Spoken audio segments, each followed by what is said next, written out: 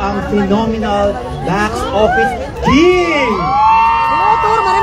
That wouldn't be possible naman without the support of you guys. Whatever the success and whatever my achievements are in this, in my career, I always offer it to the people who have supported me since day one. It's not my win, guys. It's also your win as well.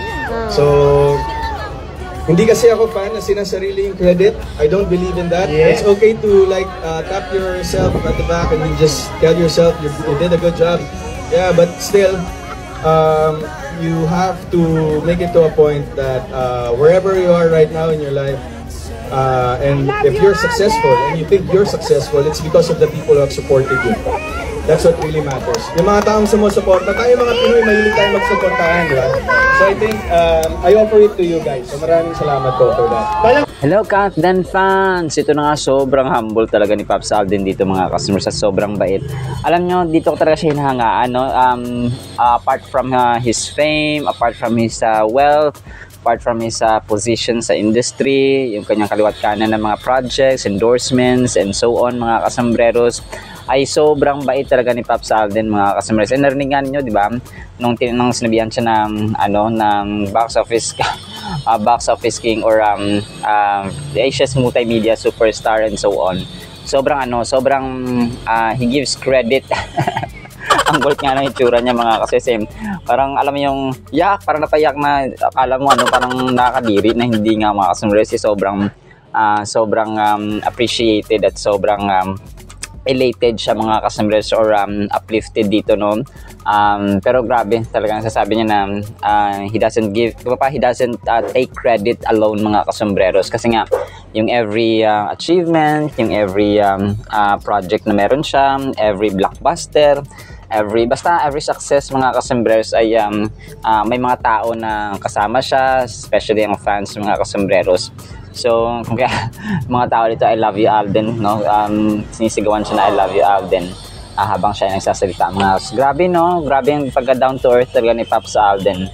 And kahit nga nung sa 75th Diamond Anniversary ng GMA na tinawag sa red carpet na Asia's multimedia superstar, di ba? Parang alam mo, parang umiiling-iling pa siya na hindi parang so dito mo talaga na nagrabe yung kanyang humility mga kasambreros. And saludo talaga ako, no, kasi nagpapasalamat tayo sa Diyos na meron siyang pusong ganyan mga kasambreros, instrument of God's character or Christ character mga kasambreros. So si Ma'am Catherine, so marami tayong update kaya Sir Alden pala. So si Ma'am Catherine ay nag-post dito ang kanyang isang admin na nasa Dubai, parang quick travel or quick vacation sa Dubai mga kasambreros. Pero ito ay wala pa akong supporting pictures or information apart from yung isang admin nga na nasa Dubai siya, kasi baka mamaya may upload na naman na gumawa pala siya ng endorsement lang dito sa Pilipinas. So i-reconfirm ko pa ito mga kasambreros ha. Pero itong kakulitan niya talaga na nakakulay blue siya na sumasayaw mga kasambreros, ito talaga legit mga kasambreros. Pero ito parang siya, parang part ng Lazada na promo or endorsement niya mga kasambreros. So tawag dito, parang medyo matagal na ito, pero i-reconfirm ko rin ito mga kasus kasi kaka-upload lang ng admin po, no? Baka part ng kanyang bagong endorsement. And then ito, si Sir Alden kahapon kasi wala siyang di ba, wala yung kanyang kulnago. So nag-jog siya, no? May kasama siyang babae. And syempre, alam niyo naman ang issue and pumuputok na naman. Pero siya, naka-mute kung kaya dito yung mga tao, nagpadila pa siya, no? Mas maraming speculation kasi walang salita si Pops Alden dito. Tapos ang kakulitan ni Sir Alden na hindi talaga mawawala mga kasambreros ha. Talagang nature na talaga niya, makulit at saka humble at saka mabait mga kasambreros. Padila ulit siya dito. Hindi talaga matapos-tapos itong kanyang trend, no? Siguro habang buhay niya na itong dadalhin mga kasambreros, kasi nga parang natural na sa kanya ganyan mga kasos, kasi di ba sa Barangay Dila o sa Dila Street, parang lugar ni dati pinagkuha pa yung kanyang lupang sinilangan ay Dila yung kanyang pangalan mga kasambreros. Tapos Yun, umupo sila, rest, no? Nagpahinga mga kasambreros ng kasama niya. Wala akong information kung sino tong kasama niya, pero kaibigan, parang gym coach something ito, gym coach doon sa Amerika, sa London mga kasambreros. So, parang si Ma'am Marlene Capones at saka si Sir Mauro, na coach nga nila mga kasambreros, or coach niya, ay parang nakipag video call dito kay Sir Alden mga kasambreros, at saka baka friend ito common friend nila ni Ma'am Marlene Capones mga kasambreros at ni Sir Mauro Lumba. So kung kaya sinamahan si Sir Alden kasi nga wala pa yung kanyang kulnago, hindi niya dala dito sa London. Siguro na trauma na siya kasi nga yung kanyang kulnago ay nabasag nung siya ay bumiyahe sa dito sa sa Amerika mga kasambreros, sa LA. So kung kaya hindi niya na dinala dito sa London. And then ito, may Instagram story din siya na something na siguro ito yung kanyang bedroom mga kasambreros. Malawak din siya, no? Tapos may TV dun sa dulo. So kanyang Instagram story ito. Actually, this was last night. Hindi ko na naihabol kasi sobrang dami mga kasambreros. And then ito, next item natin, ito. Sobrang ang daming locomotion at saka comment dito mga kasambreros. Kasi nga, yung nagpa-picture sina Sir Raver Cruz, si Ma'am Julian San Jose. Kasi tinapik ni Sir Alden, ni Sir Raver Cruz, yung kamay ni Alden. Kasi yung kamay ni Alden nasa balikat ni Ma'am Julian. Dalawa yung tinitingnan ng mga tao dito. Parang nagselos konti si Sir Raver Cruz, or sinasabihan niya si Alden na dapat nakaganon, yung parang approve na sign ba, yung thumbs up mga kasambreros. Pero kasi si Sir Alden ay alam mo naman, clingy talaga, touchy sa mga girls mga kasambreros. Kung kaya tinapik siya ni Sir Raver Cruz, tapos nagtawanan sila nila. Kasi dapat yung forma ng kamay nila naka-thumbs up. Tapos yung tawanan din sila. So malamang walang silosan dito mga kasambreros, kasi kilala na naman yung bawat isa, no? Sobrang close nila ni Sir Raver Cruz at saka ni Ma'am Julian San Jose. Tapos si Alden naman is parang nagkakasama sila parati sa sa AUS, no, sa All Out Sundays mga kasambreros kapag may time. Tapos nanilibre nga si Sir Alden dun sa kanilang set mga kasambreros. Kaya nagpapasalamat nga sila. Sabi ni sino nga nagsabi? Nagpapasalamat sila kapag andun si Sir Alden sa All Out Sundays kasi matik yun na may mga libreng pagkain. May mga libreng pagkain na pinapadala sa dressing room nila mga kasambreros. Grabe, no? Talagang super kind si box office, phenomenal box office king mga kasambreros. And then ito, yun nga, no, si Sir Alden ay lumapit sa isang fan, nag-hi at saka parang saludo ng konti mga kasambreros, as a sign of respect and humility. Grabe, no? Parang pinuntahan niya rin, parang kakatapos nilang kumain dun sa tent mga kasambreros, tapos ay lumapit siya sa mga fans. Hindi ko alam kung part pa ito ng kanyang ng kanyang entertainment number or intermission ng kanyang ng kanyang performance doon sa London Barrio Fiesta, or tapos na baka kasi hindi siya kumakanta tapos lumapit lang siya doon, tapos iba yung nagpo-perform, so baka ganun mga kasambreros. And then ito, ang cute ito mga kasambreros, kasi si Ma'am Catherine parang ginawa siyang, may edit siya, tapos ginawa siyang parang police mga kasambreros, no? Yung batang Catherine, or young version ni Catherine mga kasambreros, na inedit na parang police. Pero kasi AI edited lang siya, naka double L pa yung police niya, pero yun po ang cute yung Catherine dito, batang bata ni Ma'am Catherine mga kasambreros. And then ito, so ito ay nag-resurface lang kagabi, no? Pero matagal na yung interview ni Ma'am Charo Santos sa kaya Tito Boy, na si Catherine Bernardo ang napili ni Ma'am Charo na gumanap bilang younger version niya. So siguro kung may kasi baka yung hindi kasi pinalabas, no, yung yung tao dito, yung buhay ni Ma'am Charo sa MMK. So baka magkaroon ng chance na ipalabas nga ito mga kasambreros na gagawing buhay or yung buhay ng Charo Santos ay papalabas sa maalala mo kaya at saka si Ma'am Catherine ang kasi parang recent din tong photo nila tapos may mga management nakita ko sa may reflection dun sa may LED screen mga kasambreros. So baka may inaayos silang project ni Ma'am Charo mga kasambreros. So baka first time ito, no? So yun po mga kasambreros. Alright, so actually sa ating captain items ha, sana po ipakinggan po natin ang Word of God today is July 7, 2025, Monday na naman po, no mga kasambreros.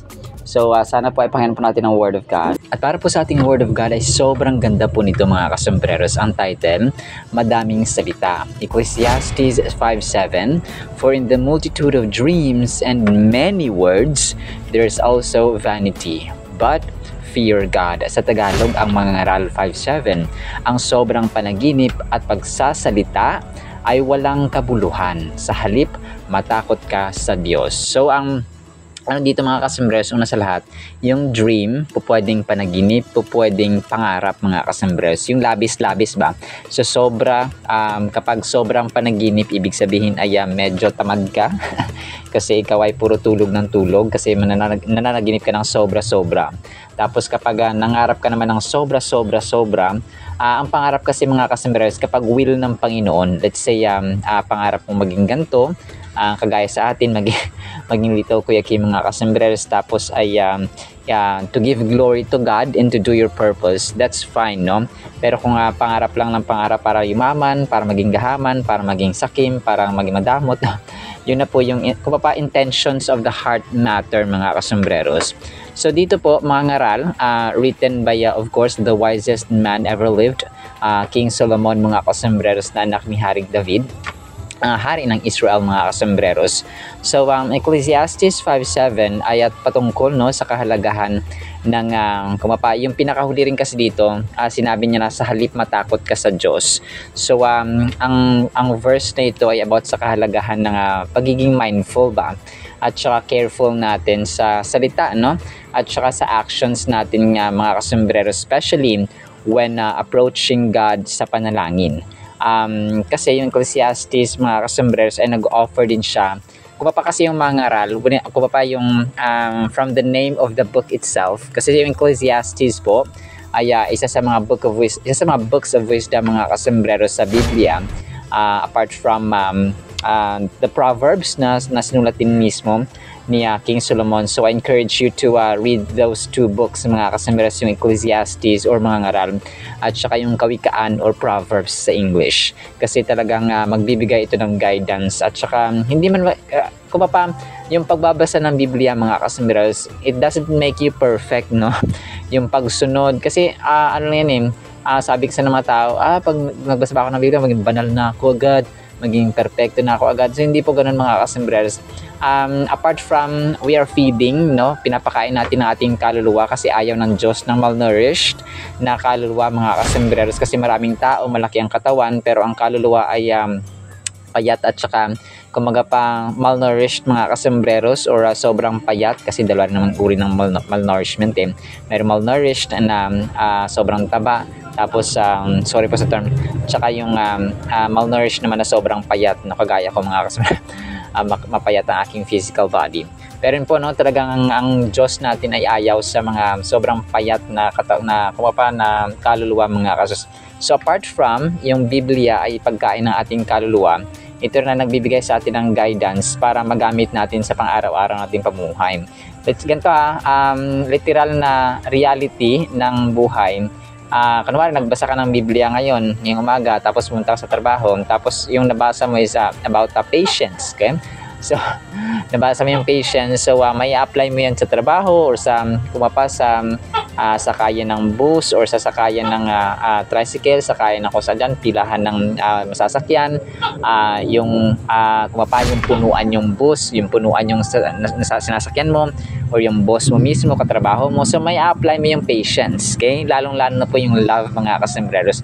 So ganun po ka-importante ang isang senaryo lamang yan sa pagbabasa natin ng Biblia. So kapag meron tayong knowledge, kapag meron tayong kaalaman mga kasambreros sa Biblia, ay i-apply natin ito, because ang maalam na tao ay doon sa mga nag-a-apply, at saka kung ano yung nabasa ay ginagawa sa action, mga kasembreros. Ang verse na ito ay nagre-remind sa atin, no, ng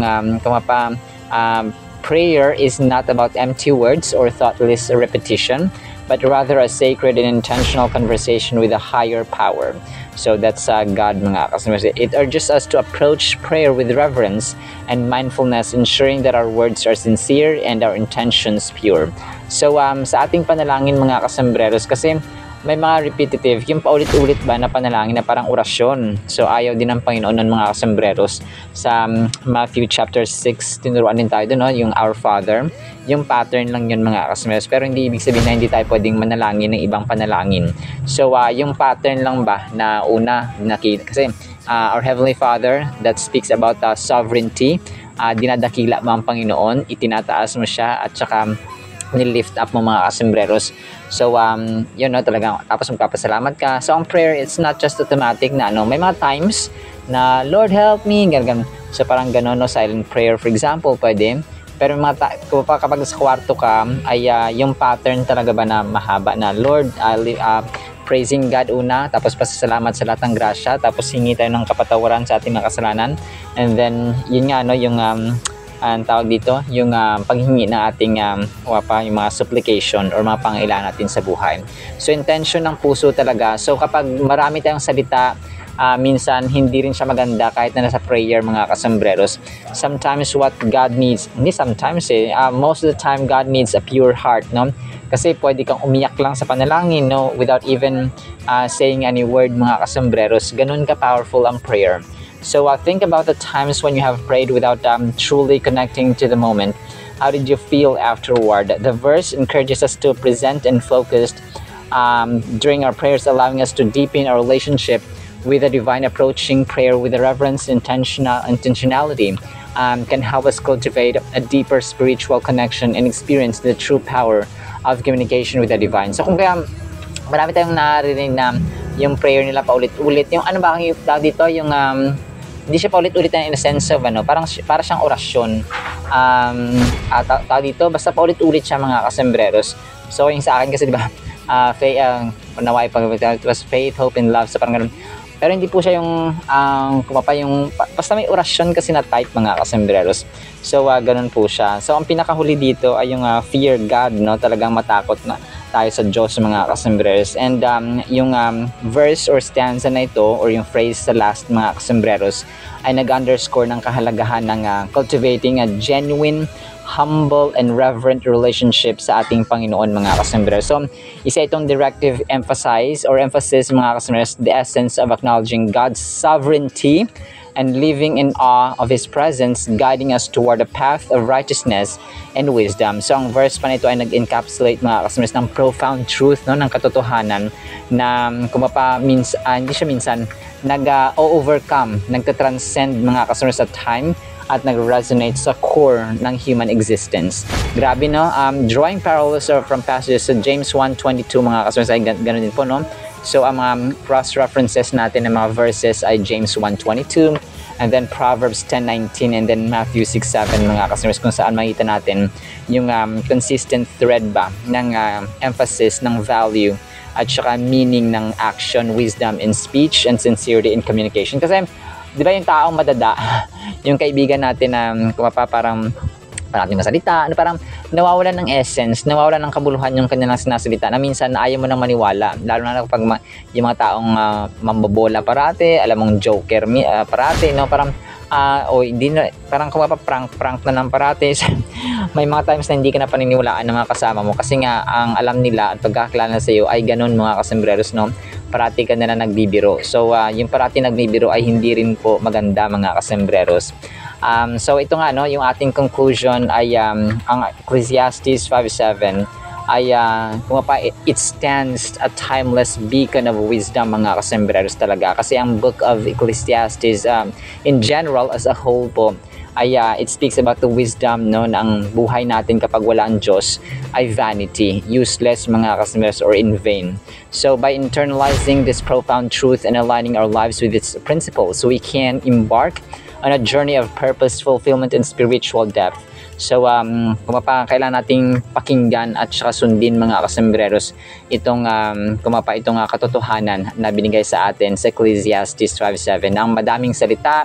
Mas maniniwala ka pa dun sa tao na a man with a few words pero many actions. Kumpara mo dun sa a man with many words but fewer actions.